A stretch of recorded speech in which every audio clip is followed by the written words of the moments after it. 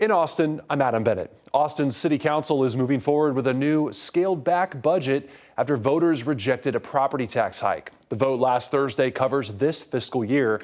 They had to revise the budget passed back in August because voters rejected Proposition Q nearly 3 weeks ago. Now, property owners will still see their tax rate go up. It'll just be set at the maximum level allowed by the state. A typical Austin homeowner will see their property tax bill jump more than $100 per year. If Prop Q had passed, they'd be paying roughly $300 more. After the vote, Mayor Kirk Watson thanked voters. And I said the night we passed this, we originally passed the budget, that it was now time to trust the voters. I believe the budget amendment that we just adopted reveals that we trusted the voters, we heard the voters, and we reacted to the voters. But I want to say thank you to the voters for engaging in the election and for sending the message.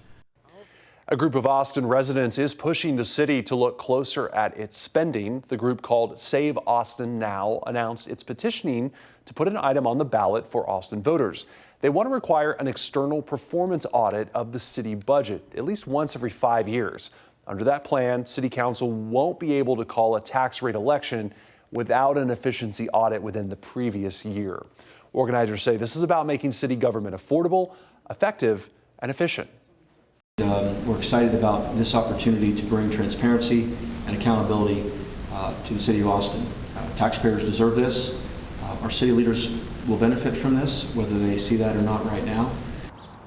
The group is hoping to get more than 25,000 signatures before February 1st. If they do that, a charter amendment could appear on the May ballot.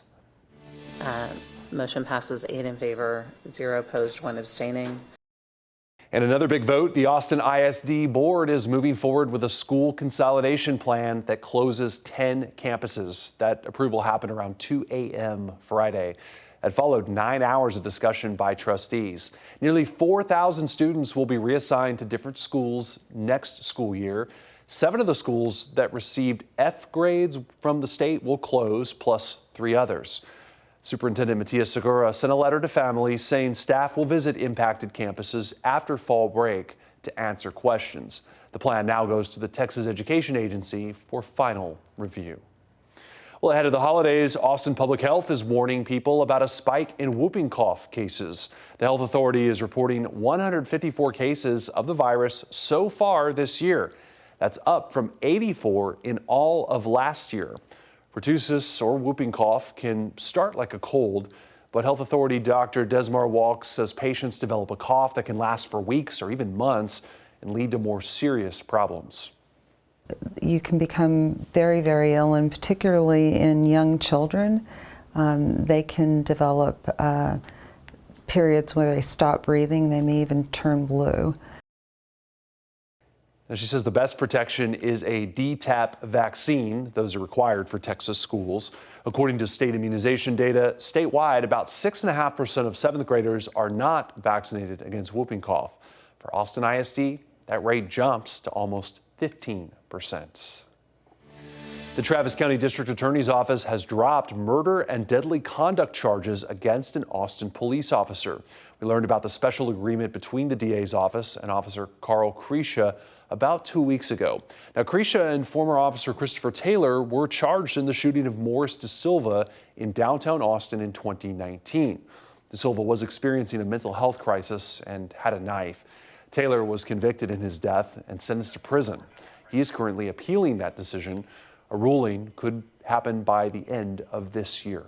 Now, under the agreement, Crecia will have to teach a special course on how officers should deal with rapidly changing situations like those involving people suffering mental health episodes.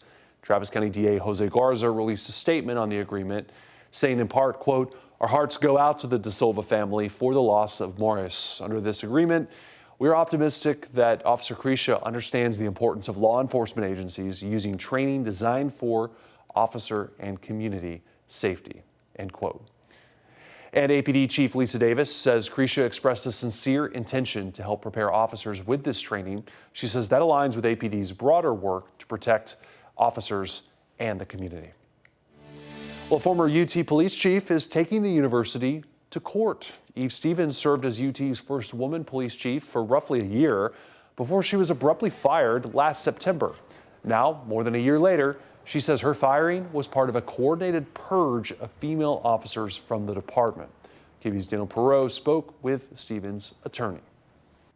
I, Eve Stevens, Do solemnly swear. do solemnly swear A historic swearing in as the first Asian American police chief in the UT system and the first female chief of UT Austin. She was working diligently, going above and beyond to try to be the best chief at UTPD that she could be.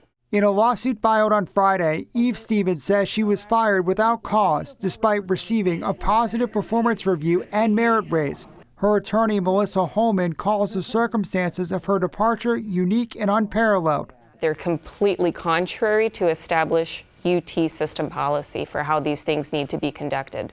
The lawsuit claims the person who replaced Stevens was an unqualified, hand-picked white male successor who never applied for the job and did not have the minimum years of experience required. I believe the evidence points to the fact that Eve Stevens' termination was motivated by her race, her national origin, and her sex. According to the legal filing, her supervisor for 7 months, UT Vice President for Legal Affairs, Amanda Cochran McCall, did not want to have women in leadership positions. In September 2024, Cochran McCall allegedly informed Stevens that she was being fired and could choose to resign and become a special advisor for 2 months instead, which Stevens did. The lack of an explanation and the public speculation about why she had been forced to resign has essentially caused her to lose the career that she loved and that she had devoted herself to. Shortly after, the suit alleges the executive communications director for UTPD, the only other Asian American female leader at the department, was also terminated. At least 7 other female employees in the department left shortly after. The lawsuit said after Stevens' departure, other female officers lived in a culture of fear and believed they could be fired at any moment. Essentially, there was an environment of impunity where he was given free rein to target, belittle, condescend, harass. With this lawsuit, Holman says Stevens wants to make sure UT changes its ways to ensure no one else is treated like she was. That was Daniel Perot reporting. A spokesperson for UT Austin says the university plans to respond to the lawsuit in court. We reached out to the UT system for their response. We have not heard back. UT Austin's newest president is now one of the highest paid university leaders in the country.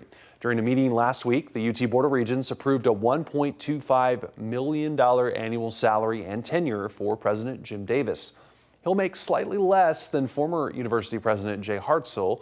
Hartzell made $1.45 million altogether last year. Davis will make more than UT Chancellor John Zerwas. The board also approved his employment deal. That comes with a $975,000 annual salary. Those are the headlines in Austin. I'm Adam Bennett.